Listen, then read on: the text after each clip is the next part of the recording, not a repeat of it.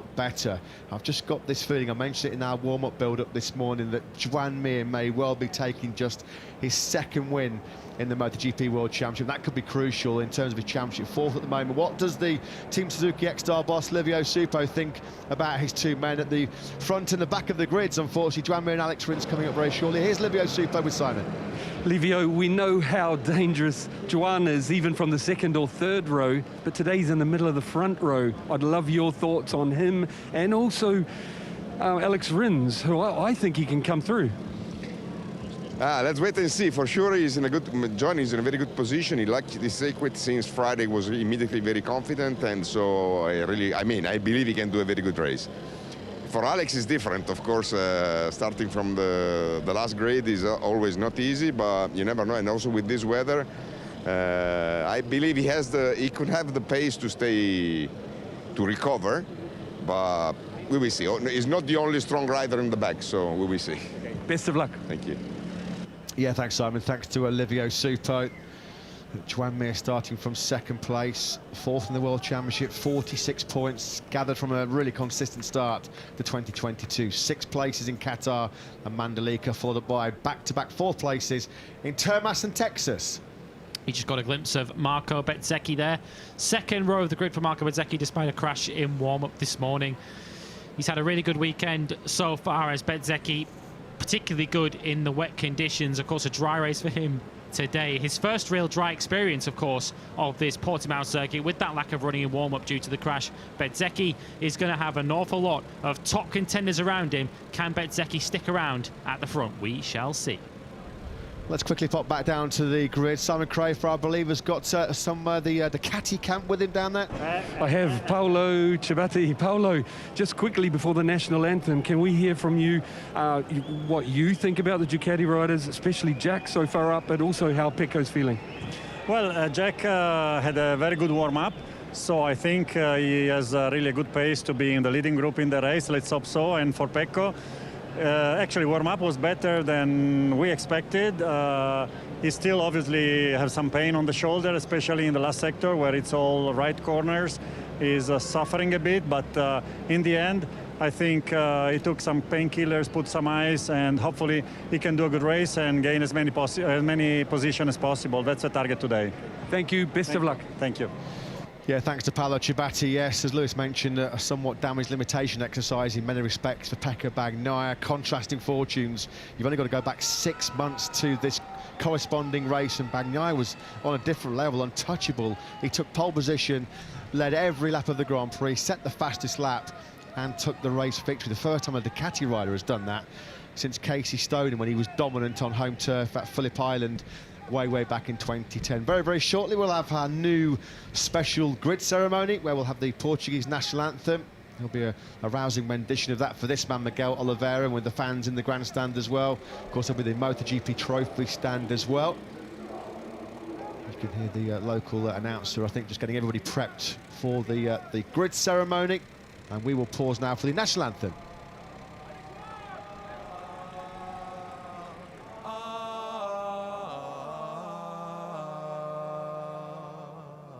Heróis do mar, nobre povo, nação valente e imortal, levantai hoje de novo o esplendor de Portugal. Entre as brumas da memória, ó pátria, sente-se a voz dos teus igrejos avós, que há de guiar-te à vitória. Às armas, sobre a terra e sobre o mar. Às armas, pela paz, contra os canhões marchar.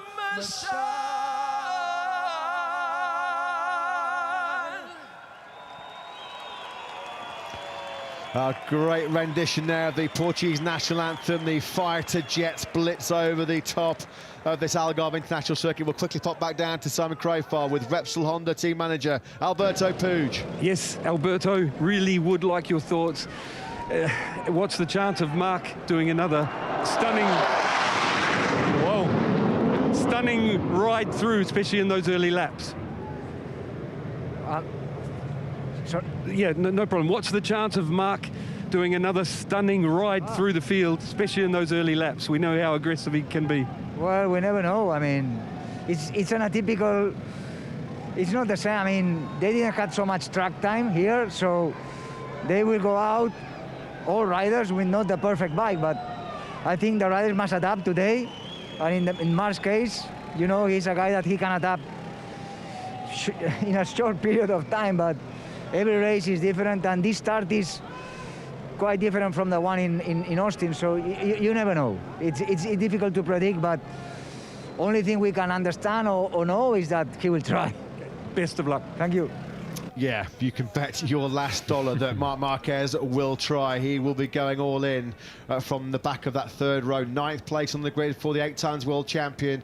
Honda still without a podium finish in 3 previous races here in Portimao. Can this man end it? If he does so, it will be a landmark milestone 100th MotoGP podium finish for Marc Marquez. That's the preferred tyre pick throughout the field here. The medium front tyre, medium rear tyre. That's what Marc Marquez has gone for on that all-new Repsol Honda RC213V. As we mentioned just a few moments ago, Pol Espargaro is Repsol Honda teammate, this man's brother, of course, and Alex Marquez. They were the only 2 men that opted for the hard compound Michelin rear slick. Marquez admitted he needs a bit of luck today on a few fronts. To try and get himself through the field and stay out of trouble in the early laps, but also in terms of setup and what the tyre choices. Of course, they really are playing a bit of guesswork given the lack of dry track time this weekend. Here's Mark's brother Alex, celebrated his 26th birthday yesterday. As it stands, he is going with that harder Michelin rear tyre. His career best grid position in MotoGP for Alex Marquez, and quick in warm-up as well this morning. So can the young Spaniard go forward? He went very well here in the Algarve Grand Prix last year. That red flag denied him a potential podium, of course. You can just see there on that graphic as well, confirmation that Alex Marquez will indeed start with the yellow-banded Michelin hard rear slick tyre as the safety car pulls away then. The countdown continues to our first European action in the 2022 MotoGP World Championship. Round 5 coming to you from the spectacular Algarve International Circuit, the Tiso Grand Prix of Portugal. We're just less than 5 minutes away now from the get-go, with Johan Zarco on pole position for the first time in 2022. We've had a Pramac Ducati on the front row of the grid in the last 6 Grand Prix now. Zarco's first pole position since the Sachsenring in Germany last year. Will it be a thriller from Miller? Valentino Rossi, of course, major interest in this Grand Prix for him, not just because he's managing Marco Bezzecchi and Luca Marini's Muni VR46 team, but of course he's also still heavily involved with Frankie Morbidelli and Pecco Bagnaia. Marc Marquez then starting just behind Luca Marini. As we've just mentioned, Marini goes from 8th on the grid. Keep an eye out then in the very early stages for the riders out of position on the grid. This is the front row of the grid, but we've got several key contenders looking to come through from the back, including, of course, our World Championship leader, Enea Bastianini. 3rd place in the World Championship right now for Aleix Espargaro. 3rd on the grid for the factory Aprilia man. A career best 2nd on the grid for Joan Mir, the 2020 MotoGP World Champion, bidding for a 3rd consecutive podium here in Portimao. No difference in the tyre choice between the men on that front row of the grid, but it's a Pramac Ducati man on pole position here in Portimao. His first pole of 2022 for the Frenchman Johan Zarco. Don't go anywhere, folks. Up next, it's the Tiso Grand Prix of Portugal. Who will prevail in Portimao in the Premier Class? Zarco on pole.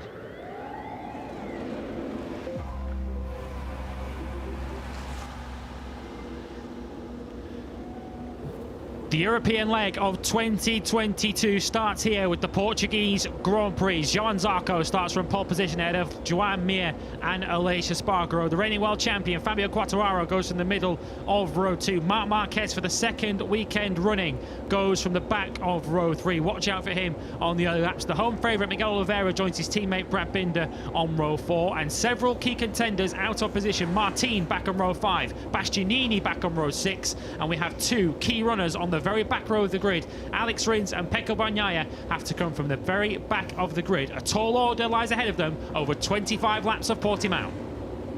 13 stopovers we make in Europe this year. This is our first one at the Algarve International Circuit. It's been a crazy, unpredictable start to the 2022 MotoGP World Championship. 10 different riders on the podium in the first 4 Grand Prix. Only the 3rd time that has happened in history since this great championship first started way back in 1949. The first time it's happened since 1954. It's been a great start to 2022 for the European factories. The first time since 1972 that European brands have won the first 4 races of the new season. They've won the last 6, of course, a combination of KTM, Ducati and Aprilia. What lies in store for the home hero, Miguel Oliveira? Wins 1, podiums 1, poles 1 here at his home turf. That was, of course, famously back in 2020 when he created history as Portugal's first ever Premier Class winner. And what about this for a start going into this 5th round of the World Championship? The top 7 riders from last year's World Championship: Fabio Quartararo, Pecco Bagnaia, Joan Mir on the front row, Jack Miller, João Zarco in pole position, Brad Binder and Marc Marquez have still yet to win a Grand Prix so far in 2022. Will that crazily unpredictable championship continue here today in Portimao? We certainly hope so. Keep an eye on the first lap. It's going to be very crucial, in particular for the likes of Fabio Quartararo. He pinpointed that as a key part of his Grand Prix. Of course, winner here as we ride on board with the world champion, winner of the Portuguese Grand Prix 1 year ago.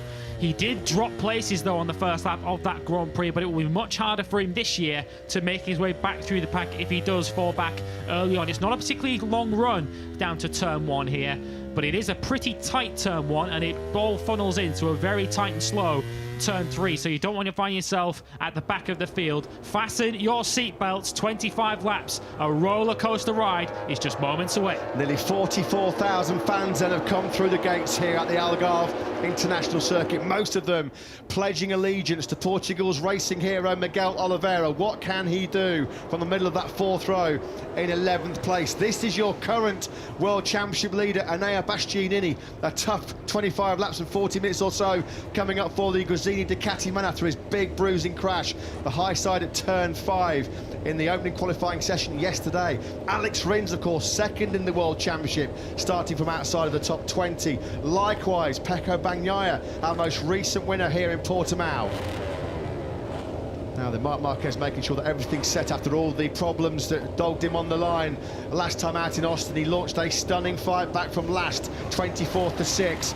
It's time for MotoGP to power up here in Portugal. There will be lights out. Here we go then. MotoGP underway in Portimao. Lightning start for Joan Mir, 2nd place. Nightmare start for João Zarco. He missed the start completely. Quartararo also away well from the 2nd row 5th. Zarco regrouped, but he's in 2nd place. Stunning start for Mir. Not the start that Marc Marquez wanted. Was watching him. He didn't go forwards off the line. It's his teammate Paul Espargaro who's the first of the Repsol Hondas there, just on the outside of one of the KTMs. Marquez picks up a couple of spots back into turn 1, but he's behind the KTM of Miguel Oliveira. Can you believe this? This is the first time Joan Mir has led a MotoGP race since 2020. As the reigning world champion last year, he didn't lead a single lap. Jack Miller getting aggressive up the inside of Alex Marquez, down the hill into turn number 5. Miller starting to pick his way through early onto the podium places. Unbelievable first lap already for Alex Rins, 23rd on the grid. He's already up 10. Look at him, he's right behind Marc Marquez. He's not really famous for getting his elbows too sharp, is he? Early on here, Alex Rins, he made so many fantastic overtakes, in particular at turn number 11 in Austin last time around. What a start. The dream first lap so far then for Alex Rins. Pecco Bagnaia up into 21st place. And here Bastianini's had a good first lap as well. He's picked up 5 spots, 18th to 13th. No real progress yet for Pecco Bagnaia. He's in 21st. I'd imagine easing his way in to this Grand Prix. But Joan Mir's got the first lap he wanted. He's got 0.8 of a second already in his pocket. But crucially, Fabio Quartararo has also got the first lap he's wanted. He's not got anyone in his way as Zarco moves his way back past Alex Marquez into 4th position. Yeah, he can make that Pramac Ducati pretty wide. Carly's Johan Zarco initially got not a bad launch off the line, then it seemed to bog down as Alex Rins now has picked off Marc Marquez. What a sensational first lap this has been for the Suzuki man. It's been a sensational first lap for Suzuki in general. Joan Mir leads for the first time since his title-winning campaign in 2020, and Alex Rins over the line, 23rd to 10th. Stunning job. Aleix Espargaro is trying to come past Miguel Oliveira. Espargaro's gone backwards from the front row of the grid. A couple of other riders have gone backwards. Brad Binder is down in 13th. Aleix Espargaro back through now on Oliveira, and Marco Bezzecchi's gone backwards from 6th on the grid. He's down to 15th. You can see him now battling with his teammate Luca Marini. Yeah, Bagnaia came over the line in 21st place. He lost nearly 5 seconds on that first lap alone. Zarco drops that left leg down into turn number 5. No way through for him on Jack Miller directly ahead of him. Now that at the moment, of course, there's a long, long way to go in this Tissot Grand Prix of Portugal, but Joan Mir will be leading the World Championship for the first time since the back end of 2020. He's in prime position here Marquez in Portugal. Marquez wide. It's going to let Bastianini through. Marquez is having a really tough, not the first couple laps we're expecting from the 8 times world champion. We're expecting him to be aggressive and fight his way through. If anything, he's going backwards early on. Yeah, maybe just struggling for front feeling, want that full fuel tank as well, but it's not been the aggressive charge we expected from Marc Marquez. That has come from his compatriot, fellow Spaniard Alex Rins, who's had a stunning start to this Grand Prix of Portugal. We're looking back there now at the poleman Johan Zarco. Jack Miller was our cameraman for that view, and it was the perfect time as well because Miller yields. Zarco getting aggressive. He's made a couple of moves there going into turn number 14. Nicely done then. Zarco having recovered from that sluggish start from pole back into the top 3. Rins is now up to 9th. He's gone past Jorge Martin. That also opened the door for Marc Marquez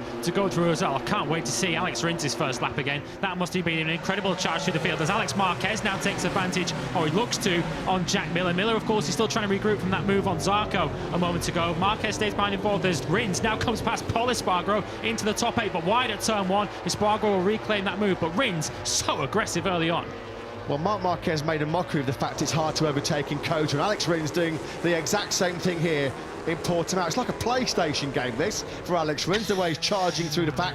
Stunning stuff, this. Now then, the battle between Miller and Alex Marquez, that was a battle that raged here last November for a podium place before those late red flags, so those two know each other very, very well around this 4.5-kilometre Algarve International Circuit. We're looking forward, our current world champion, or our last 2 world champions here, isn't it? Mir and Quartararo battling it out for the win here in Portugal. Yeah, Advantage Mir. This is a battle we pay good money to watch, isn't it? Joan Mir and Fabio Quartararo. Quartararo set the fastest lap of the race on lap 2, a 1:40.091. He was able to lap in the 140s at will in the warm-up this morning. He's closed the gap on Joan Mir. This is just what Fabio Quartararo needed from the early laps of this Grand Prix. Just one rider ahead of him, and a bike that's similar in many respects in terms of the way it corners to Fabio Quartararo's Yamaha, so he's not going to have the same problems he's had previously of being stuck behind Ducatis. This is just what Quartararo is expecting or hoping from his first few laps of the Grand Prix. Can he find a way past the 2020 world champion? A second back to Zarco in 3rd. Quick check on Pecco Bagnaia, making no forward progress whatsoever, really struggling with that really damaged right shoulder, isn't he, the Italian? He's still down in 21st place. Now then, it will be Mir that leads Quartararo over the line to start lap number 4. They again exchange. Fastest laps of the Grand Prix. Quartararo's got the inside line, slipstreaming on the Yamaha. What about the top speed of the Yamaha?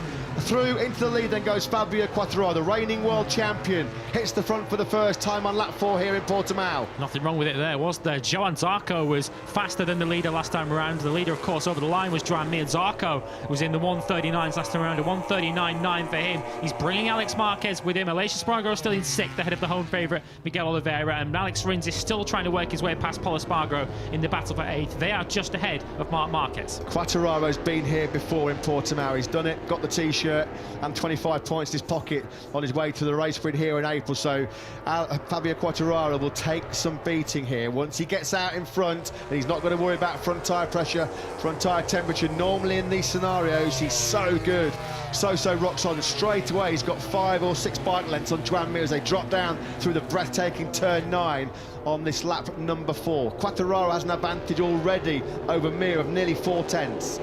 And Johan Zarco not making great progress necessarily on this lap. He's still holding a pretty comfortable third. You can see the battle just behind him between Jack Miller and Alex Marquez. A couple of other riders who we should look for further down the field. And Bastianini, he's still in 12th. He's just behind Jorge Martin. Last time round he did a 140.6. Pecco Bagnaia update, he's still in 21st. He's just gone past Remy Gardner. One rider who did have a shocking first couple of laps was Marco Bezzecchi, starting in 6th place. He came over the line at the end of lap 3, right down in 16th. So early on, Bezzecchi's lost 10 places. Here is Alex Marquez, and looking for a big result. We haven't seen him in podium contention or top 6 contention at any stage so far in 2022. Fabio Quartararo's got the hammer down again. He fires in another fastest lap of the Grand Prix, a 1:39.457. He passed Mir on that last lap and immediately gapped him by 0.6 of a second. Mir did a 1:41. Zarco again in the 39s. Likewise, Alex Rins, who's got stunning pace at the moment. He's clawed his way back up into 8th now, Rins. Yeah, back ahead of Pol Espargaro. Next behind Pol Espargaro is his teammate Marc Marquez, who's still not able to make any great progress from that poor first lap. He got squeezed a little bit into turn 1, did Marc Marquez, and was unable to really fight his way through. And of course, he struggled in the remainder of the first couple of laps. Here's Johan Zarco then in 3rd position. If anything, he's closing in on Mir more than Mir's dropping away from Quartararo. It's Mir who's dropping back between the top 3.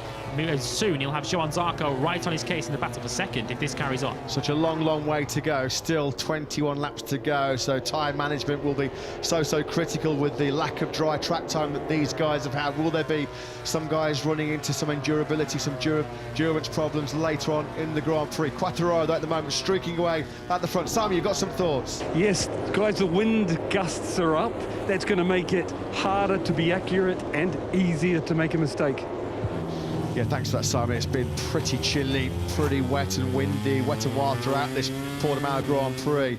We hope that there's no rain coming from those big clouds. Now, the yellow flag in sector 4. Jorge Martin. Oh, Jorge Martin's bad day continues. He crashed this morning in the warm-up. He had his worst qualifying yesterday, but his worst qualifying since the Dutch TT in Assen, and this is a rare mistake. Portimao has not been kind, has it, over the last 12 months for Jorge Martin. In FP3 here last year, he had that horrendous crash, multiple fractures in FP3 at turn 7. He's down and out and very frustrated, very angry with himself, Jorge Martin. He was 10th in the World Championship coming into this Grand Prix. Fabio Quartararo's lead now over 1 second. You can see it top left of your screen up to 1.2 seconds. Joan Mir unable to break out of the 140s at the moment. He set a personal best lap time around, a 140.035, but that was still slower than Johan Zarco behind him. And Alex Rins continuing to lap in the 39s. He's the 3rd fastest man on track at the moment behind the 2 Frenchmen. Quartararo moving away at the front and Zarco closing in on the back of Joan Mir. Let's not forget that's Jorge Martin's 3rd DNF now in the opening 5 Grand Prix. A big dent in his early championship charge. A long way to go, of course, in the World Championship. It's our longest season in history, 21 races. Look at this position progression in Portimao for the brilliant Alex Rins. 23rd he started. He was inside the top 10 by the end of lap 2. Stunning charge by the Suzuki man, and he's got what, Oliveira and Alex Espargaro directly ahead of him. I mean, we know how good Alex Rins is at saving that rear tyre. In these kind of situations, it's kind of tailor-made, as the 2 Repsol Hondas have a pretty intense battle here. Marquez and Pol Espargaro exchanging overtakes. Yellow flags are back out in sectors 3 and 4. Well, that's a move that Marc Marquez has made on Pol Espargaro. Pol was trying to come back at him there into turn 14, but Marc Marquez now finally starting to get up and running in this Grand Prix after a very difficult first couple of laps. You can see Marquez already there getting some big wheel spin on that medium rear tyre going through turn number 15. This has not been what we expected at all from Marc Marquez in the game. Pol Espargaro leans on his teammate as they go through the first corner. They're swapping the same paint, those two. The Repsol Honda boys having a right old ding-dong here in Portimao. This is bringing an Bastianini and Brad Binder firmly back into contention. This is the battle for 9th place. Yeah, difficult to see what those yellow flags were. The rider who had a slow lap last time was Andrea Dovizioso, dropped 3 places down to 18, so maybe he's gone a little bit wide. A little bit wide there too for Pol Espargaro, but you can bring that back into a late apex for turn 5. We're on board briefly there with the World Championship leader, Enea Bastianini, got a front row seat of this battle of the Hondas. Marc Marquez is now looking to have another go into turn 8. He stays behind for now. Did not expect halfway round lap 7 to see Enea Bastianini engaging with Marc Marquez. I thought Marquez would be long gone into distance points and fighting for the podium. That challenge just has not materialised at all. It seems like, of course, they don't have a lot of data and information on this brand new Honda, and that's obviously handicapping them big time in this Grand Prix with this such little dry track time this weekend. It seems to be really hurting Marc Marquez at this stage. Here comes a dive bomb up the inside of Pol Espargaro into turn number 13. He's made it work this time around, and here comes Bastianini as well, trying to find a way through on Pol Espargaro into turn number 14. Elbows and knees dragging through that penultimate corner. Bastianini can't find a way through just yet. Yeah, Pol Espargaro was able to hang it out around the outside. This is turn 15 where Pol Espargaro had the crash in qualifying yesterday, which left Marc Marquez as deep in the field as he is now off qualifying, where he was going to start potentially on the second row of the grid. Bastianini didn't get a good drive there out of the last corner, did he? And if anything, he's under pressure now from Brad Binder, who's trying to have a look. Bastianini sticks to the outside. Pol Espargaro is going to hold on to 10th position from there. Marc Marquez now starting to put a bit of distance finally between himself and his teammate. Yeah, Marquez over the line is 3.2 seconds behind Alex Rins. Fabio Quartararo's gone. He started to check out. Again, a 1:39.683 from him means he's now 1.8 seconds clear of Joan Mir as Aleix Espargaro fires the Aprilia up the inside of Alex Marquez into turn number 5. Alex Marquez says, well, you can have it back on the exit, mate.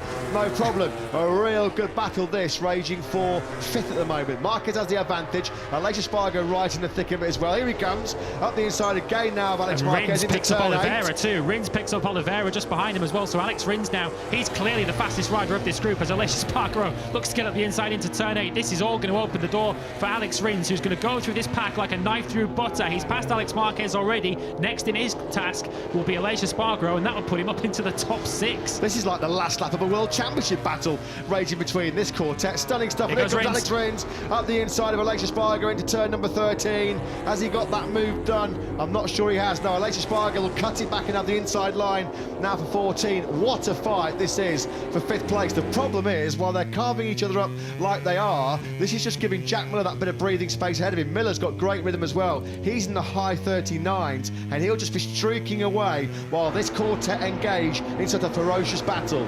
Fluffing this aggression from Alex Rins. He really has the bit between his teeth this afternoon, doesn't he? As Aleix Espargaro leads this quartet down the home straight. Pecco Bagnaia, of course, started alongside Alex Rins on the grid. He's now finally up into the points. He's just passed Luca Marini for 15th. The battle for the race win is going very much the way of the reigning world champion Fabio Quartararo. Again, he found a 1:39.7. He's just lapping so consistently in those mid to high 1:39s.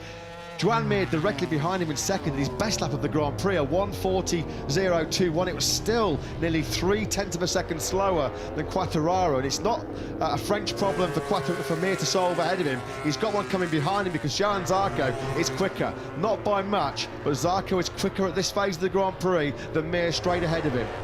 Just looking at Marc Marquez's pace with some clear track ahead of him, having got past Pol Espargaro, he's not able to break out of the 140s either. A 140.417 for Marc Marquez. Not as fast as the riders up ahead of him, with the exception of his brother, who of course was in the middle of that fierce battle for 5th position, just up ahead of him. You can keep an eye on Alex Rins' progress, or you could briefly there on the left-hand side of your screen. He's still trailing Aleix Espargaro. You'll just see him come into the back of the shot as Mir now on the other Suzuki comes under some real pressure from Johan Zarco. Yeah, we had to wait an awful long time, the start of 2021, for a historic first 1-2 for French riders in the Premier Class. We might be getting another one here in Portimao because Zarco zooming in, trying to hone in now on Joan Mir. We're on board with the Suzuki man through this long, sweeping downhill right-hander, turn number 15. The Suzuki, you would think, would have the better corner speed at this part of the course, but now as Zarco winds at Ducati up to 4th, 5th and 6th gear, he's not going to quite be close enough to attack Mir on the brakes down the hill into turn 1, although they both swap personal best laps of the Grand Prix, and they've sort of got now back on par with Quartararo's pace. Quartararo 1:39.7, matched by Mir. The quickest man on circuit right now is the man in 3rd place, the pole man, Johan Zarco. He found a 1:39.636. Yeah, personal bests elsewhere for the likes of Maverick Vinales. He didn't make good ground early on. He's still back in 14th position, which is exactly where he started. Pecco Bagnaia's also got pretty good pace. He's quicker than a lot of the riders ahead of him. So Bagnaia starting to make steady progress as he's trying to salvage every point he can.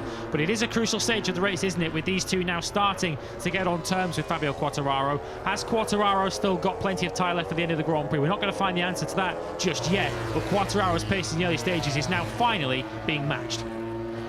Valentino Rossi will be pretty frustrated at the moment because Luca Marini's outside the points in 16th. Marco, oh no, and there Bastianini has gone down. It's gone down. It's been a horrendous weekend for surely now the former MotoGP World Championship leader. That just compounds his misery. The beast down and out. A big crash in Q1 yesterday at turn number 5, and that's the first mistake we've seen in a Grand Prix so far this year. And look at this, out of nowhere, Fabio Quartararo, who started this Grand Prix down in 5th place, the live championship. Quartararo will be back at the top of the summit of the championship, turn 8. That went early. Yeah, he never even arrived at turn 8, did he? He was already off the bike by the time he arrived. He's in between 7 and 8 that Bastianini lost control. Fabio Quartararo, though, has responded. The fastest lap of the Grand Prix at 1:39.435, 4/10 faster than Mir and Zarco behind him. Mir and Zarco up their pace. Quartararo said, I've got a response for you. Have a load of this. This has been an absolute exhibition so far by Fabio Quartararo. It was always crucial that he made the start so he didn't get mired in the middle of the pack. He was able to get himself into 2nd place very, very quickly. Quickly then found a way through on the fast-starting Suzuki of Joan Mir, and since that moment, well, he's never looked back. It's been utter dominance so far for the reigning world champion, putting in a world championship performance here right now, 2.5 seconds clear of Joan Mir in 2nd place, who's still doing a resolute job of keeping Johan Zarco behind him. Jack Miller's got a bit of a lonely fight on his hands here for 4th place. He's 1.7 seconds behind Zarco, but in turn 1.7 seconds clear of Aleix Espargaro in 5th spot. Yeah, he's lonely at the moment, but Aleix Espargaro was a good half second faster than Miller last time around. Aleix Espargaro found his personal best lap of the Grand Prix. He was the next fastest rider on track after that brilliant new best race lap from Fabio Quartararo. Aleix Espargaro found a 1:39.670, so Aleix Espargaro now starting to close in on the back of Miller in the battle for 4th. Yeah, nobody inside that top 3 was close to Fabio Quartararo. Stunning pace on lap 10, the fastest lap of the Grand Prix, just to hammer home his advantage. Already on this lap as well, he's found a 10th in sector 2, another 10th in sector 3, and the yellow flags are out now. They're in sectors 3 and 4, so who have we lost? It's not a race leader. Fabio Nakagami's Quartararo dropping down, I think. Yeah, Taka Nakagami, his miserable season continues as well. His weekend started in horrible fashion, a big high side coming over the crest at turn 9 in a wet FP1. It is Nakagami. And they're under pressure, aren't they, Nakagami and Alex Marquez, with all kinds of rumours around about LCR looking into the market for 2023. Big gossip about Jack Miller in discussions about a possible return to Lucio Cecchinello's squad. He's been able to remount here as Taka Nakagami, but it's going to be a tough task now for him to get himself back into point-scoring contention. This is a look then at what happened to him. This is into turn 13. He's just behind Brad Binder. He makes contact, I think, with the rear wheel of Binder. It looked like that was what forced him off into the tarmac runoff. Yeah, and it looks like that's dislodged part of that left wing as well, which is going to make that bike pretty unstable if he does manage. Well, he has rejoined the Grand Prix. If he finishes, that's going to be really, really tough, because there's a reason why there's a wing on both sides of that motorcycle. It's for stability, downforce, and when you don't have both of them fitted, it becomes a very, very tough task to keep control of that bike. This is the battle then for 2nd place. It's still in the hands of Joan Mir. Johan Zarco got right on his rear tyre 2 or 3 laps ago, but he's not been able to show Mir his front wheel, has he, as yet. Mir doing a great job of defending this 2nd place, a 2nd place which will move him right into the thick of the championship battle heading to Jerez in 7 days' time. We've still got, though, 13 and a bit laps remaining here in Portimao. A lot can change as we move into the kind of unknown territory phase of the Grand Prix. This is the longest that these guys have done on slick tyres at any stage throughout this weekend. And look over in the distance there. You can't see those hills for the low-lying dark clouds. Let's really, really hope that they stay when we get a full dry Grand Prix. Yeah, looking at Jack Miller, he would appear to have responded in the battle with Aleix Espargaro and Alex Rins just behind him. Miller has picked the pace up on that last lap around, back into the 1:39s. He's still lost a 10th to Aleix Espargaro and Alex Rins, who did 1:39.8 to close the gap once again. Behind them is Miguel Oliveira, who's in a relatively lonely 7th at the moment. Marc Marquez is trying to close the gap on his brother Alex. They could soon be battling for 8th position, but Marc Marquez still 1.9 seconds behind his younger sibling. Really good job this by Pecco Bagnaia. You've got to give him so much credit. He'll be feeling so second-hand, so sore. A couple of real confidence-sapping crashes on Friday and yesterday. That 2nd crash yesterday in qualifying 1, the high side on that slick tyre when he clipped the wet patch on the exit of turn 1. That was a real nasty slap down on his head and his right shoulder. So any kind of points that Bagnaia can rescue here today will be very, very precious indeed. Frustration then for this man Enea Bastianini, it's been his first big blunder in a Grand Prix so far this year, and he knows it's going to cost him the lead in the MotoGP World Championship. We're looking back at him now from Marc Marquez into turn number 8. That went so early. He was... Simon. Just to let you know, he got a bit hot and ran wide again. I think maybe helped by the wind, but he got a bit wide, leaning on the curbs in the front wind. Yeah, thanks for that, Simon. That's poor luck for Enea Bastianini. It's been a very tough weekend. He'll have to press the reset button, come back stronger next time out in Jerez in just 7 days' time. At least he hasn't got too long to dwell on this disappointing weekend here in Portimao then. Johan Zarco not close enough to use the slipstream to attack Joan Mir down the hill into turn 1. You can see how hard Mir is having to work to hold this second place. That Suzuki slipping and sliding and snaking around underneath him down the hill into turn number 1. But at the moment, the Mir resistance is paying off as Jack Miller is starting to come back into contention here for second place. Credit to the Aussie. He's just fired in a 1:39.671, his personal best lap of the Grand Prix, and all of a sudden that gap between Zarco and Miller's down to just over a second. In fact, now in sector 1, Miller has found another 2/10. It's down to just 8/10 of a second. Game on for Miller, and back-to-back podiums in 2022. The Australian was the fastest rider on track last time around as well. He was even quicker than Fabio Quartararo, who I can't remember Fabio Quartararo even being out of the 1:39 since the second lap of the Grand Prix. He just continues to plough away in the 1:39s, just proving what we've always thought about Fabio Quartararo. Give him empty tarmac, and there are few better in the world at the moment. That's exactly what he's got, 3.5 seconds up the road.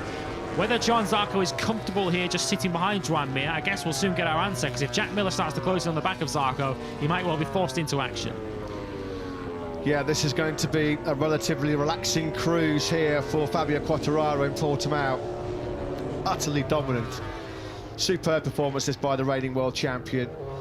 He's kept his chin up, he's kept his motivation high despite some disappointing results so far. 9th in Qatar to start. The defence of his title was not what he was hoping for. Crippled by the lack of top speed on that Yamaha in Losail. A great ride to second place in the rain in Mandalika. Here comes Zarco. Again, he's not close enough. Mir so good on the brakes down the hill into turn 1. Quartararo, the bitter disappointments of 8th in Argentina. 7th last time out in Kota, but the team have always told him, your time will come. We need to wait for tracks that will suit the Yamaha. Portimao and Jerez definitely fall into that category. As long as they said to him, as long as you can look in the mirror on a Sunday night and see that you got 100% out of yourself and the motorcycle, there's nothing else you can do. And Fabio Quartararo is delivering an absolute masterclass here right now in Portugal. See what Marc Marquez has been up to then. That looks like it's very difficult for Marc Marquez to get it stopped into turn 1. Does he go a little bit wide? Indeed he does. This is turn 2 then. Turn 3 coming up is the tight right-hander. It's definitely not been a comfortable ride for Marc Marquez so far. He is gently closing in on the back of his brother Alex. 1.3 seconds is the gap between them at the moment. But the last thing Marc Marquez expected with 10 laps of this 25 laps to go is to be exactly where he started in 9th position. Jack Miller sniffing a bit of Prosecco here. He fancies this podium battle, doesn't he? Because he's been superb over these last 5 or 6 laps to get himself right back in the hunt behind Zarco and Mir. Zarco just cannot find a way through at all on the bright blue Suzuki of Joan Mir. Mir at the moment is nearly 4 seconds, well he is now 4 seconds and more behind Fabio Quartararo. He hasn't got to worry about Fabio Quartararo, he's got big problems coming from behind. Zarco, again, this is where the Suzuki should be stronger in theory, using its agility and its superior corner speed here. And now then, will Zarco be close enough with a bit of slip? Was there a bit of wheelie there from Mir as well, coming out the final corner? I think there was. And Johan Zarco says thank you very much. Didn't really have to work that hard for that move. He just powers the Ducati on by. In hot though. Did he just get a bit of extra speed with the slipstream, or was there a gust of wind that's pushed him in hot? Having done all the hard work, he's got to do it all over again now. And this has dragged Jack Miller right into contention for second place. Great stuff. This might not just be a 3-rider fight. It could soon be a 5-rider fight, because the fastest riders on track are the 2 behind this trio. Aleix Espargaro and Alex Rins. You can see them just coming into the back of the shot. They're both lapping in the mid 1:39s. A 1:39.6 last time around for Aleix Espargaro. For the second consecutive lap, he was half a second quicker than this battle for second. Alex Rins putting up another amazing fight here. Candidate for Rider of the Day yet again, isn't he? Started, what, 7th to 3rd in Argentina, 7th to 2nd last time out in Texas and coming from 23rd into the top 6 here this weekend. We were waxing lyrical and talking about what a fantastic job it was for Marc Marquez to come from last to the top 6 last time out in COTA. Well, this has been just as good from Alex Rins. It's been sensational stuff from him. Brilliant to keep himself firmly in the early battle for the World Championship. Well, we've seen what Joan Zarco can do, or what he can try to do behind Joan Mir. Of course, he had a go at the start of this lap, ran wide into turn 1. What can Jack Miller do now that he's caught this pack? Of course, it was the battling amongst them at turn 1 and Zarco's mistake that has allowed Miller to get even closer now. So we've got a 3-way battle as it stands for second place. Aleix Espargaro has made some gentle progress on this lap, but it's still 1.1 seconds as it stands at the moment, as Zarco once again breezes past the Suzuki on the start-finish straight. Can he get it stopped this time into turn 1? Mir doing his level best on the brakes. Zarco, though, this time would appear to have got it stopped. Can he now pull away from the 2020 World Champion? The Ducati just seems to have less wheelie coming over that crest out of the final corner, maybe with that the extra wings, the better aerodynamics. The Suzukis have talked about that. It just looks like Mir has a little bit more wheelie and loses more drive out of 15, and that has allowed Zarco to slip on through. This time around, it's a successful mission. Mir then dropped back down to 3rd place, and Jack Miller's been much quicker than the Suzuki man over the last 5 or 6 laps, so it could get worse here for Joan Mir. This will be pretty deflating for the 2020 World Champion if he doesn't even finish on the podium from a career best 2nd place on the grid. We certainly expected Mir to be fighting for the win here today, and he's potentially getting dumped off the podium. We've still got 8.5 laps to go here in Portimao.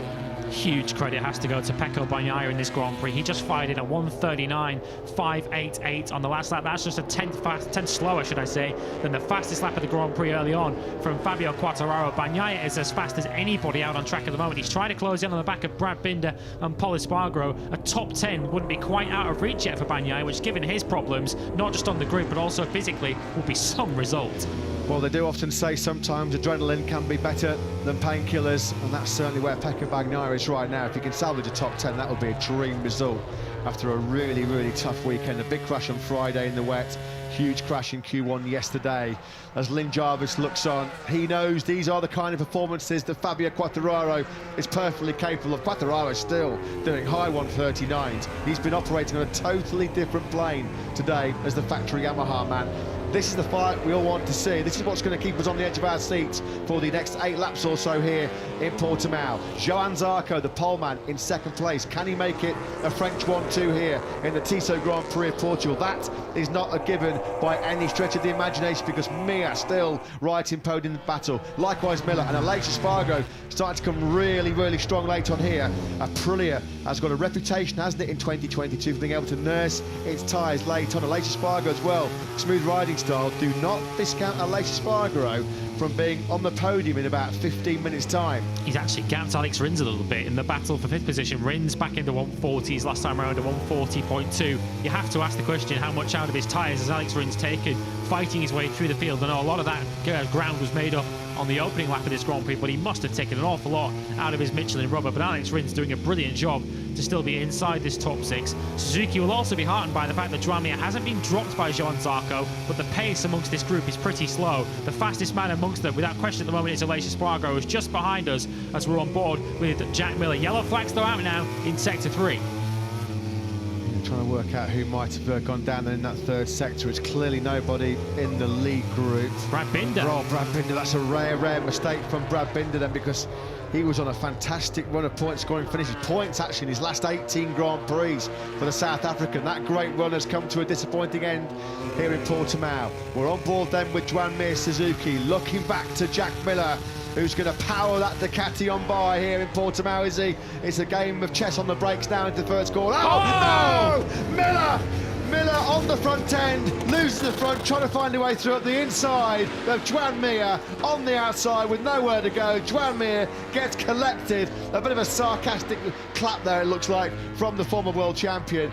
He's going to now check on Jack Miller, but yeah, thumbs up now, just making sure that he's okay. But Mir and Miller then out of podium contention. That was Miller's mistake, and unfortunately the innocent victim was Mir on the outside.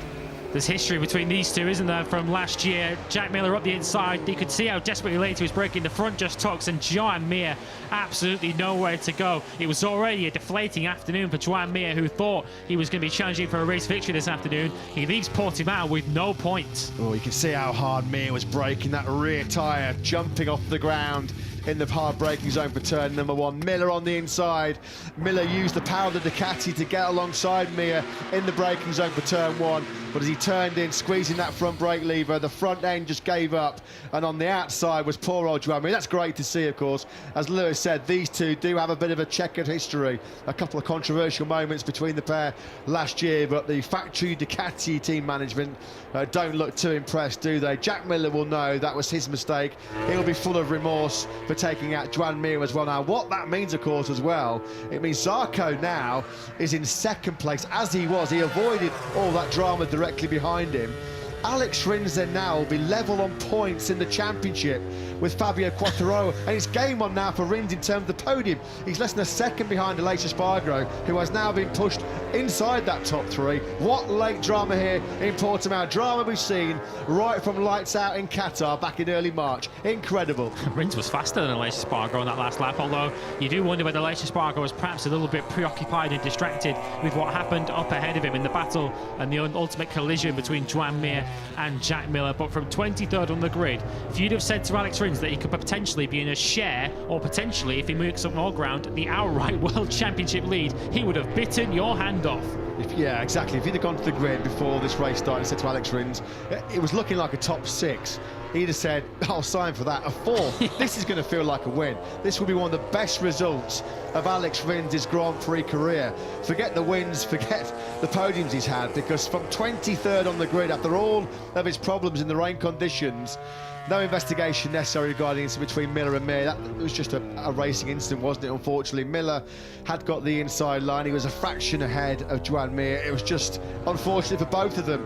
It's a race. What can happen when it's fine margins, when the battles are so close and intense in MotoGP? Jack Miller just losing the front at the bottom of the hill into the first corner, and the luckless Joan Mir on the outside. So there is still no first podium in 2022 for the Suzuki man, who I think would have been disappointed anyway not to have given this man a harder time. El Diablo, the devil, he has ridden like the devil, hasn't he, so far today? Fabio Quartararo, 5 laps to go for the Frenchman, and he's nearly 6 seconds clear now of his compatriot, this man Johan Zarco, who is not safe at all in that second place because the pressure is continuing to be thrown at him by this man, Aleix Espargaro. This would be a big result for Aleix as well, after the disappointment of his 11th in Kota last time around. This is a big haul of points being gathered here potentially by Aleix Espargaro, vital for his early title chase.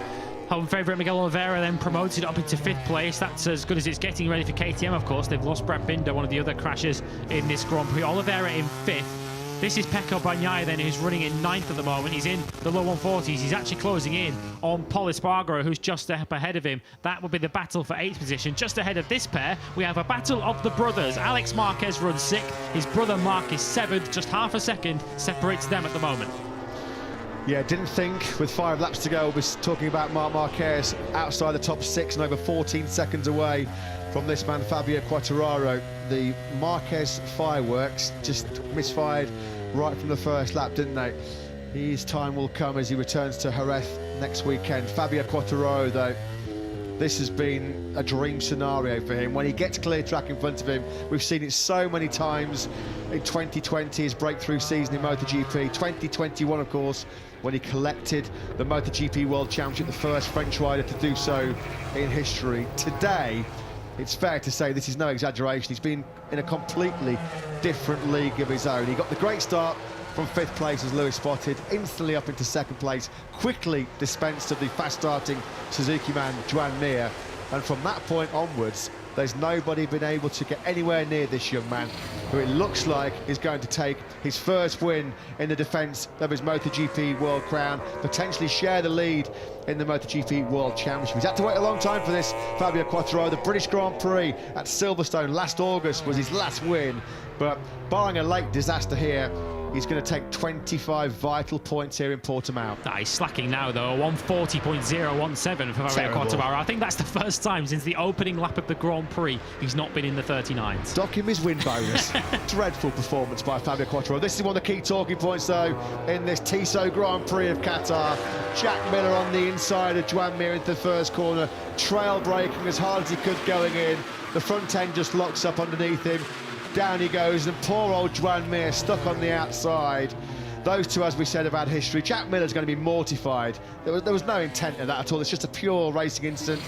Riders have done it. They'll have it done for themselves. Simon, you got some observation on that one? Pure racing incident. Yeah, only to add that those two are two of the hardest braking riders in the whole field, and whenever they are being passed on the brakes, you know it's totally on the limit, even if it's each other.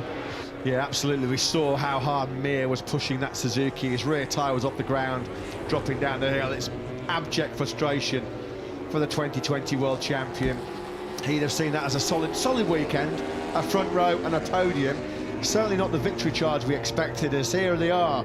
Some late sibling rivalry here going on as Marquez pushing the front end of that Repsol Honda and pushing the rear as well. It's looked loose, that rear tyre for Marc Marquez throughout this Grand Prix. You just wonder, without the information of last year on this all-new factory Honda, whether that's just been a little bit of a handcuffing issue for Marc Marquez in this Grand Prix. It looks like he's going to beat his teammate Pol Espargaro, who's finding some decent late speed. In fact, Pol Espargaro's just set his personal best lap at 1:40.020, but what a result this would be for Pecco Bagnaia. Bagnaia actually has got time here to maybe potentially certainly get Pol Espargaro. Marc Marquez not a million miles away further up the road. Whatever happens, this top 10 for Pecco Bagnaia is going to feel like a gold result. What a way for him to bounce back after the two heavy crashes on Friday and Saturday. I'd love to get a look at the battle for second now. Aleix Espargaro has closed the gap now to just 0.3 of a second on Johan Zarco. A 1:39.817 for Aleix Espargaro last time round. He's got phenomenal late race pace. Here it is then, the battle for second. Could Aleix Espargaro yet still salvage even more points? Started from the front row of the grid, and of course he has taken advantage. He has been a little bit fortunate, of course, with the incidents ahead of him. Yellow's out in sector 4. We know it's not Fabio Quartararo because you can see him in the onboard picture top left of screen. Sectors 4 and 1, so one wonders whether someone's down at the final corner. Yeah, it's not Zarco and it's not Aleix Espargaro, so Pramac Ducati and Aprilia can breathe a sigh of relief as well. It's Fabio Di Giannantonio. He's actually, it says he's retired, so it's been a horrible day at the office for Gresini Ducati, with Enea Bastianini losing the World Championship lead after his early crash going into turn number 8, so it's a mechanical that's forced in retirement for Fabio Di Giannantonio. 2 laps to go then here in the Tissot Grand Prix of Portugal, round 5 of this year's World Championship, and it's number 5 at the moment, trying to secure a really hard-fought second place over Aleix Espargaro. Now, if Aleix Espargaro, of course, takes the lead, or takes second here rather, I think he'll actually take the lead in the World Championship potentially as well. And he'll certainly have an implication on Aprilia's concessions, of course, because they accrued some concession points with that victory in Argentina. They'll be heading very, very close to the limit of losing those as well. So I'm sure Aprilia will be pleased to lose those when that moment does arrive. But Aleix Espargaro, how bold will he be? He's got a comfortable gap back to Alex Rins, who looks like he's settled for 4th position now. Rins now lapping in the high 1:40. She's 2.2 seconds behind this battle. So Aleix Espargaro only has eyes ahead, but can he find a way past this Ducati, which, as we know, is so difficult to overtake? My maths is famously shocking, very abysmal, but by my reckoning, I think Aleix Espargaro, if he does take Zarco, he might lead the championship by a point.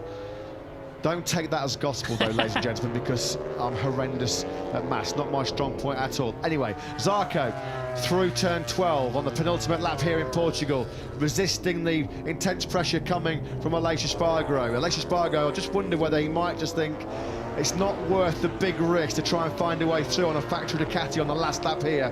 16 points, really important for the championship. Marc Marquez getting the better of the brotherly battle with Alex Marquez at the moment. So Marc Marquez looks like he might late on here rescue a top 6. Yeah, let's see if Alex has a go back at him then. They're coming on to the home straight now. You can see just behind them, Pecco Bagnaia not quite close enough to make a real move on Pol Espargaro, so he's sitting in 9th position. Alex looks like he's got much better drive out of the last corner.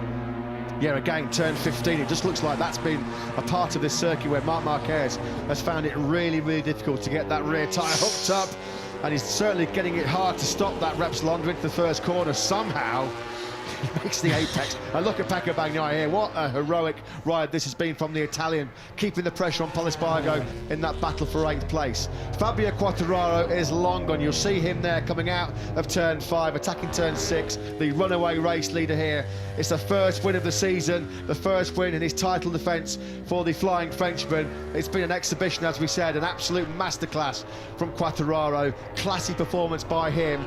Johann Zarco, though, trying to take 20 precious points for 2nd place. He's been there for a long time, the pole man. The pole winning sequence will be broken here in Portimao. Zarco won't care, though, because he's on course for his 2nd podium finish of the season, his best result of the season so far. Yeah, Espargaro looks too far behind now to really make a move. Pecco Bagnaia not giving up on this. He's back behind Pol Espargaro. Alex Marquez still holding on in the battle of brother. This one will go right to the flag. 6th, 7th, 8th, 9th could still change. Bagnaia now very, very close. Surely he's going to move into 13. Here he goes. And Mark through on Alex too. Yeah, Pecco Bagnaia was going for it, and he's just maybe going to run Pol Espargaro a little bit wide. Pol Espargaro will cut back and have the inside line then into turn number 14. But here comes Fabio Quartararo. It has been picture perfect in Portugal for the reigning world champion. He's the winner of the Tissot Grand Prix of Portugal in utterly dominant fashion. He takes the win by 5.4 seconds from Johann Zarco. Alex Marquez, will he snatch 6? No, he doesn't. That's a battle won by older brother Marc Marquez. Stunning ride by Pecco Bagnaia. He does take 8th from Pol Espargaro on the last lap. Zarco was 2nd then behind this man. It's a French 1-2 here in Portimao. Great job by Alex Espargaro. He completes the podium in 3rd. What a ride by Alex Rins, starting 23rd on the grid. He recovers 19 places, helped a little bit by the late crash for Miller and Mir at turn 1, but Alex Rins a stunning 4th. Oliveira is 5th. The Marquez siblings 6th and 7th. Bagnaia a heroic, resolute 8th place. Pol Espargaro 9th, and Maverick Vinales rounding out the top 10. Yeah, Andrea Dovizioso gets points in 11th. Luca Marini 12th in the end, once again unable to quite back up a relatively lofty qualifying position. Franco Morbidelli, he got 13th in the end, and a couple of rookies in the points. Remy Gardner and Marco Bezzecchi 14th and 15th. Lorenzo Savadori, though, the one block for Aprilia, he crashed on the very last lap. What a job by the 2 Frenchmen all weekend. Fabio Quartararo's first win since the British Grand Prix at Silverstone. Proof you cannot keep a good man down for too long. We're delighted to say Simon Crafar is, well, I'm sure, a very happy Monster Energy Yamaha team manager, Maio Meregali. Maio, please tell us what you thought of that awesome ride from Fabio. Yeah, before the start of the racing, I thought that here was the place that we could probably take the most of it. The pace he had this morning during the warm-up shows he's confident and his speed. He was quite sure that he could do well, and yeah, I think he did in his way. Congratulations. Thank you, mate. Yeah, great job to the factory Yamaha team. Great job by Fabio Quartararo. Great point as well made by Maio Meregali. Fabio Quartararo was exceptionally strong in this morning's warm-up session. He was fastest in that 20-minute warm-up. The home crowd, well, it wasn't quite a repeat of Miguel Oliveira's 2020 breakthrough success here. Is brilliant a couple of years ago on home soil, but an excellent 5th place. That's one of the best dry race results that Miguel Oliveira's had in quite some time. But look at that. How tight do you want it at the top? Fabio Quartararo moves up 4 places from 4th to the joint lead in the World Championship. He's our 4th different winner of this incredibly dramatic, unpredictable MotoGP World Championship. Of course, the first time this season that a Japanese manufacturer has won in MotoGP. Fabio Quartararo and Alex Rins share the lead of the championship going to Jerez in 7 days' time. They are on 69 points. Alex Espargaro 3 points back. Let's go down to Simon Crafar, Pramac Racing's Fonzie Nieto after Johann Zarco's excellent 2nd. Fonzie, please give us your thoughts on that ride from Johann Zarco. Oh, in this condition, it's amazing race for us. It's difficult to say. This morning, we don't try the tires for the race, and it's perfect for us. Honestly, I didn't expect this rhythm of Quartararo today, but for us, it's perfect. Congratulations. Thank you. Congratulations to Pramac Ducati. You can see there late contact between Pol Espargaro and Pecco Bagnaia. That left wing completely ripped off the factory Ducati. That was super, super tight. Bagnaia, to his credit, did not give this one up, and this was up at turn number 13 on the inside of Pol Espargaro. Pecco Bagnaia somehow, despite being so battered and bruised, manages to finish in 8th place. Absolutely stunning ride by him. That will feel like one of the longest races of his Grand Prix career. You can see there just Marc Marquez holding on to 6th place, and what a ride by this man, Alex Rins. I don't think you'd have been parting with too much of your hard-earned cash pre-race for a top 4 from Alex Rins. 23rd on the grid he started. A disastrous weekend, all at sea in the rain conditions, but he takes a 4th place and he shares the World Championship lead going to his home Grand Prix in Jerez in just 7 days' time. And what about this man? Absolutely sensational. Bravery and skill above and beyond the call of duty, that from Pecco Bagnaia. 8th place, only 16.5 seconds behind runaway leader Fabio Quartararo. Yeah, some real heroic performances out there today. 24th on the grid and an injured shoulder. A brilliant, brilliant result. Fabio Quartararo then pulls into Parc Fermé. His championship defence is certainly up and running. And Aprilia are certainly well and truly in the title chase as well. Aleix Espargaro just 3 points off the World Championship lead. Let's get the thoughts of Massimo Rivola. He's downstairs with Simon. Believe it or not, he started talking to Aleix right now, and I hope I get to talk to him. One moment, guys. Yes, here he is. Massimo, please give us your thoughts on Aleix's ride.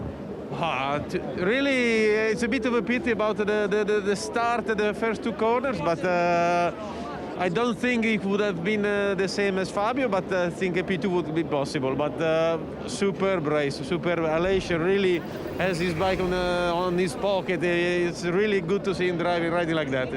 And many congratulations and compliments to Fabio that did really a fantastic race. Big congratulations. Yeah. Thanks, Simon. Thanks to Massimo Rivola. Fabio Quartararo did ride a truly fantastic race. It went right down to the wire between the Marquez brothers. It was a vantage mark over the finish line. 6th place. He took it by just 0.02 of a second. Oh, poor old Jack Miller. He knows that there was a great chance of a podium that slipped through his grasp here today. A collision with Joan Mir that he instigated, unfortunately, on the brakes into the first corner as he was trying to find a way through to go with Johan Zarco potentially for second as well. This was the big moment then.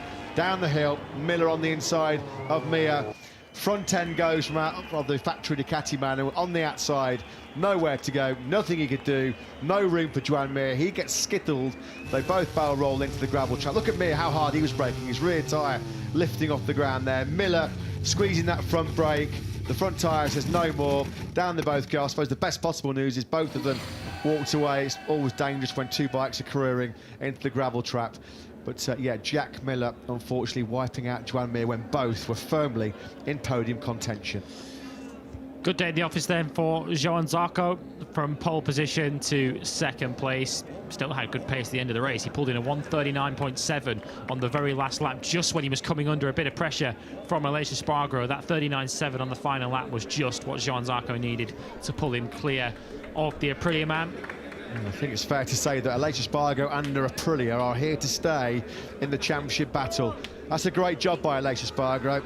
Started and finished in 3rd place. Didn't quite have the pace late on to get ahead of Johan Zarco. Just wondered whether he was perhaps thinking, I'm not going to take any big risks here. It's not worth it for the extra 4 points. It's been a long in-lap for Miguel Oliveira, who's getting a reception like he's won the Grand Prix here from his expectant home crowd. They're all on their feet in the main grandstand opposite our commentary box position as Miguel Oliveira acknowledging, there they are.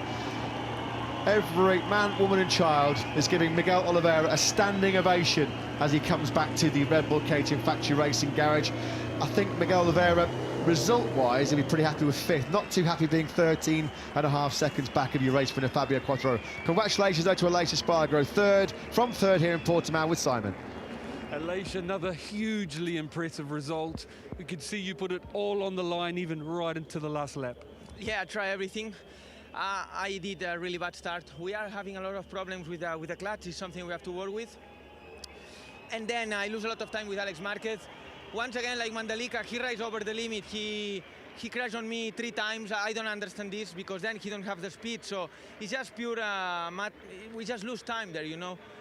I think this is not necessary. But anyways, racing, And then I just try to come back as much fast I can. I start to lap in 39.5, 6, which was impressive.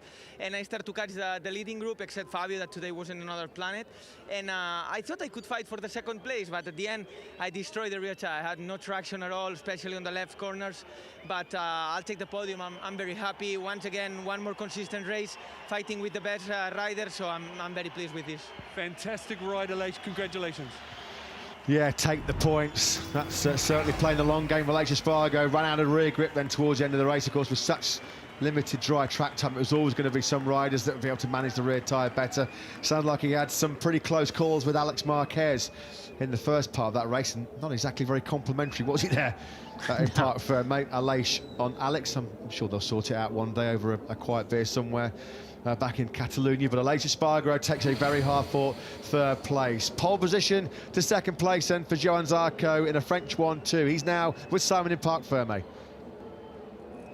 Johan, an impressive ride, especially with no setup time. How do you feel about it?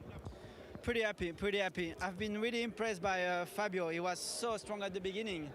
And then I gave a little bit of motivation to myself to say, hey, try to overtake and get the pace, because with the new tire I was feeling good. And this was important to take the third place. Then Mir was pushing a lot also, but I could control my pace behind him. But I was thinking maybe it should be good to catch Fabio, but I could not do it. So it was better to manage behind Mir. And when Jack was coming back, was not so many laps to go. So I said I tried to overtake Johan Mir and maybe save this second place. And it worked pretty well, because then the team told me that between Jack and Mir, they got some touch. And but at the end, it was Espargaro that made me a little bit scared. I tried to control also, and the last lap I pushed a step more to maybe try to have a gap or to avoid him to pass me, and it worked perfectly. So it's good, a French victory, but not mine. And but I enjoyed the second place. Big congratulations. Great job as always from Johan Zarco. Chapter and verse explanation as always from the brilliant Frenchman. The bridesmaid again though, unfortunately, here in the Tissot Grand Prix of Portugal. That's his 13th MotoGP podium.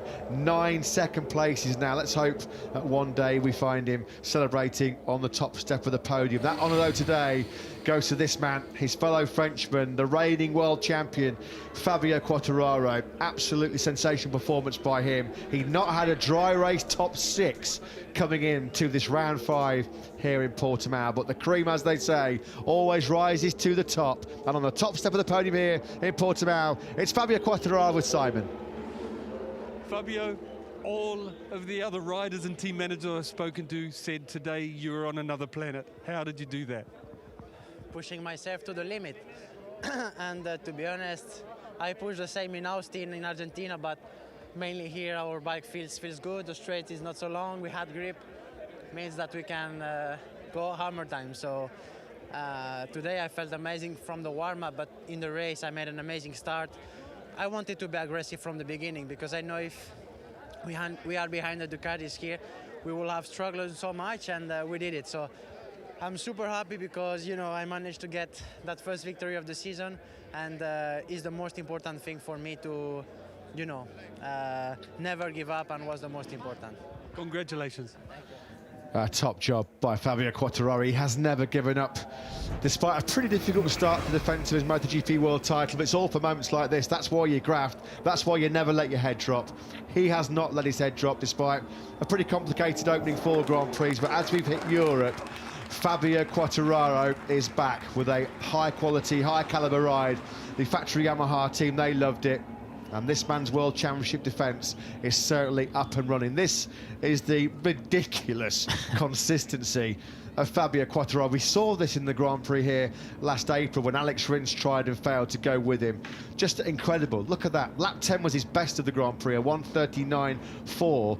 And then the last 3 laps, he dipped into the 140s. Absolutely disgraceful late race pace. Brilliant by Fabio Quartararo. As Simon said, he was on a different planet today.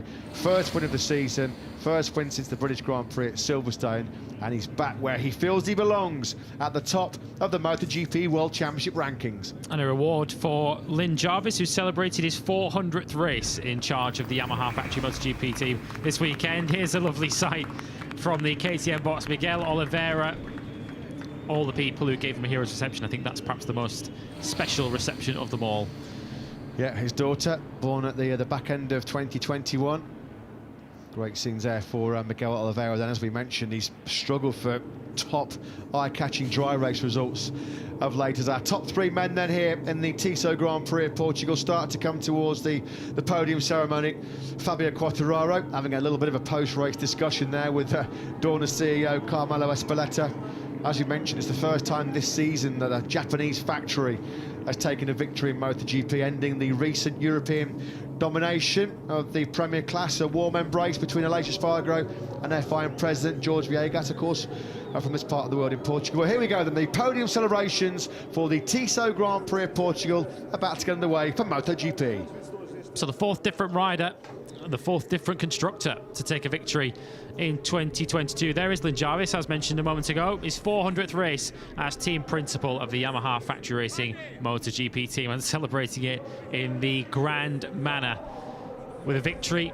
First victory, of course, since the British Grand Prix last season. Not bad for a team who have been in a little bit of trouble in the first part of the season. Fabio Quartararo now leads the World Championship as he looks to defend his crown. Aleix Espargaro, he's well and truly in the title chase, isn't he, at this early stage of the season? Just 3 points off the lead with 3rd place today, his 2nd podium of the year. Johan Zarco, another 2nd place for him from pole position. He just didn't have an answer. No one had an answer today for Fabio Quartararo, who pulled the pin and was never troubled from there. His 10th career victory, a 9th victory in the Premier Class. And given what he's been through over the winter and the early parts of the season, this might be the most sweetest of them all.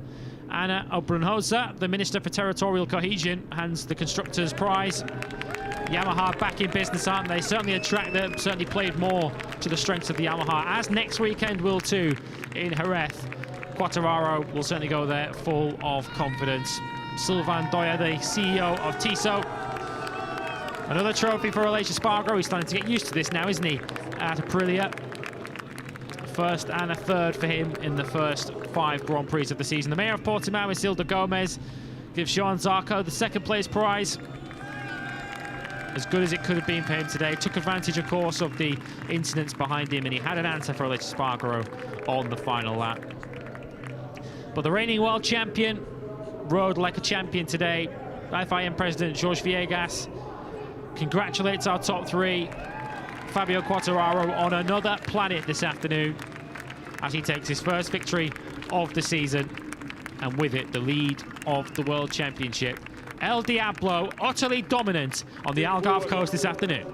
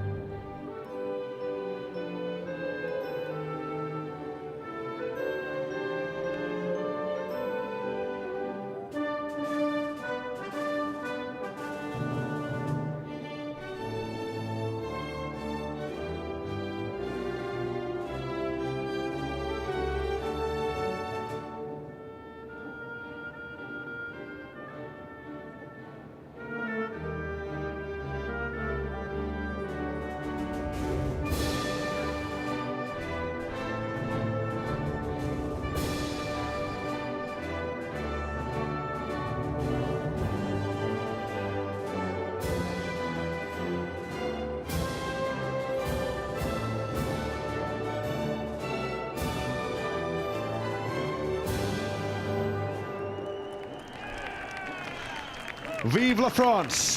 Fabio Quartararo leads home a dream 1-2 then for our 2 Frenchmen in this MotoGP World Championship. Quartararo celebrates with some Prosecco here in Portugal, and why not? His first win of the 2022 MotoGP World Championship. His compatriot Johan Zarco takes 2nd.